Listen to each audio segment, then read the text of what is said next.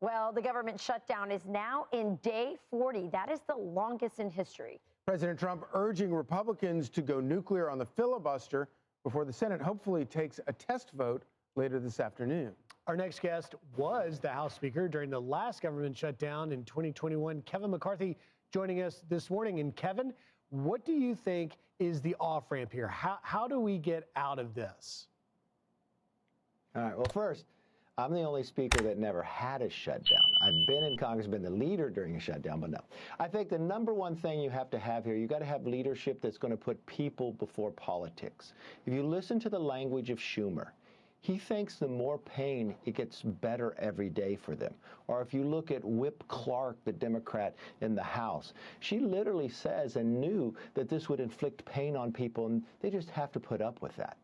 And the sad part about this, I call it the Seinfeld shutdown, because it's really about nothing. It's their weakness of political willpower to do the right thing just to keep the government open because it can't have change. They're coming after their Tuesday elections where they did well. I don't understand why they're keeping it this way, except they think that others will fold and do whatever they want. But if you listen to the people across the country, I watched all those interviews you had. They're saying, keep government open and then negotiate about what's going forward. And that's what the Republicans are willing to do.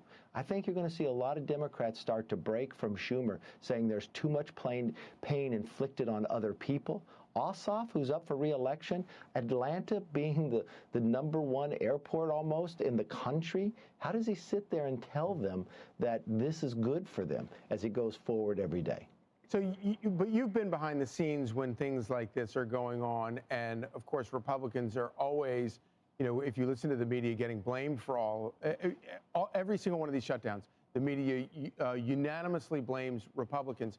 Do you get a sense that there's any sort of concern among Republicans on Capitol Hill that this might end up blowing up on them?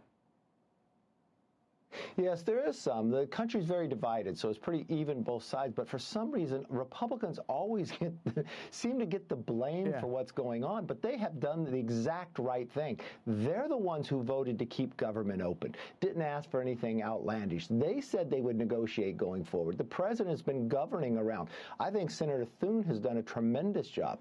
The one thing I would sit back and look at, Democrats think they're continuing to win for this reason.